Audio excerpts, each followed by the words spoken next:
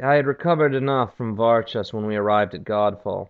The mad warrior monks had turned me away when I had visited them with the Presbyterite adventurers, but this time they were not jeering. They seemed to be taking bets. I had come to enter their citadel, which was crashed onto its side. A mighty stalactite from the roof of the Neath crashed into the ocean waters, the Undersea. I made my way through the winding, dark channels with my crew and my Narcissus outcast in tow. We were seeking treasure and answers. Halfway through the citadel, my outcast found a pile of glimmering earth. It must have been another tribute to its master. There were several dead men there as well. We took their skulls to give them proper burials. They were perhaps the citadel's original inhabitants before the warrior monks decided to drink and fight until they were no more.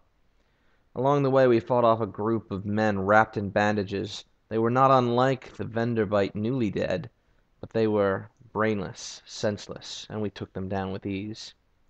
My outcast dropped his earthen tribute into a recess in the floor as we reached the end of the citadel, the root, and a slow creaking happened. A door almost opened in front of us. It took every bit of force that my comrades and I had to force it open, before we retrieved the earth that had opened it. Here we found the starved men's gallery. The starved men had erected this place as a fortress. Perhaps they had come from the roof of the Neath, or the stars. They were no more now, and what had not been destroyed by time and by the crash was mine. We signaled the Dawn's dagger, climbed down, and carried on. With what I had found already, I helped set the chessboard in Port Cecil for that ancient Coraline entity. It was a bit unsettling. It talked constantly of my victories over Lornflukes, of my great ability to see what was not seen with the hidden curios that I had brought it. Always, though, it said that its emissary, the outcast, would die with it. I felt a slow anger building in my chest at that. Who was this thing to decide? I do not know if I would save the rubber man at the time, but a part of me desperately wanted to. On the way back to London, I put in at Station 3 and traded another casket for some heart metal. There was a smith there who the cannoneer had told me about. I barely met the man. He made dealings with the acolyte and took the coffin I had given him in exchange for a piece of the ore. I met with the acolyte and talked with her a little. She cared very little where the coffins came from, it seemed, so long as she was able to do her search, get her answers. What she was looking for, I didn't have time to ask. When we finally arrived back in London, Mabe's daughter ventured into the Sundered Sea. Beneath the echoed bazaar there was an ancient creature. I do not know if it was the same thing that lurked within King Eater's castle, but there was a sea more sunless beneath it. I did not want her to go. She was still young and fruitful, beautiful even. Though I would never betray Marina, it seemed such a waste. Nevertheless, I knew she had to follow her own path as I had followed mine, and I saw her off, with a stern but assuring smile. Time passed slowly, but she returned, shivering, caked in grime, yet alive and smiling.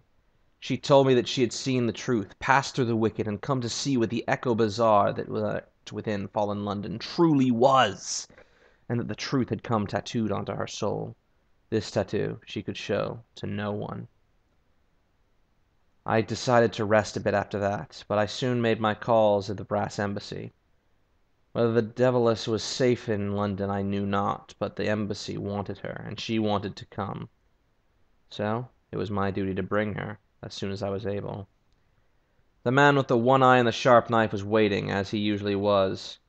I had picked up a treat for him in Gator's Morn, along with his employer. They paid me well, and we parted ways as business partners. My carnelian exile I had picked up in the Grand Geode.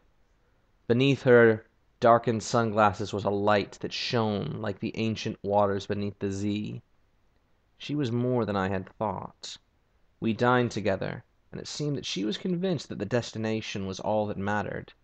I protested, said that perhaps the journey was most important. She told me that she would wait until the time was right, and perhaps we would journey together to see. Putting it off long enough, I finally decided that my magician and I would have to figure out how to defeat his enemies. With a first skin of prisoner's honey, we entered the realm of dreams and joined the forgotten quarter of London, where hell starts and London ends. We decided it was time to try and best his enemy. I gave him some of the Schlintach that I had gained from Court Cecil when I had helped the coral set its chess. He warned me he was going to take on the Finger Kings, the Dream Snakes. He said that he would capture them within his serpentine idol. However, he said, should he come back looking no worse for wear, I should drown him immediately, for perhaps the dream snake found its way into his body. Again, I had my reservations, but this man was walking his own path. I gave him his supplies, and saw him through. I waited 11 hours, just as he instructed, and the man dragged himself out of the forgotten quarter. He was bleeding out the eyes and holding a visage, a serpentine image that glowed and wriggled in futile resistance, but he was smiling. His smile had never seemed more human. I took him back to my ship and had the campaigner patch him up, and we all had a toast together of mushroom wine. He had bested and gained revenge against his enemies. Together, we forged that wriggling emblem, that serpentine visage, into an engine, powered by the very fury of the Finger Kings, the Dream Snakes. We mounted it onto the Dawn's dagger, and knew that my ship would be pushed forward by the rage of those beyond. The Z had many things in store for me, but my fear had long since left me. I had done more in a short time than many ever could, and I knew that my son, Noctis, would do more.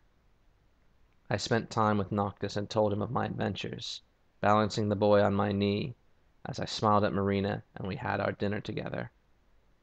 I would set out soon, perhaps on the morrow, but I knew that this would be a place I would return to, always. I wondered if my father thought the same before his journey east, but in the end I don't think it mattered. I was not my father, and even if we followed the same path, this perfect moment with Marina and Noctis was not one to be broken by musings of the past.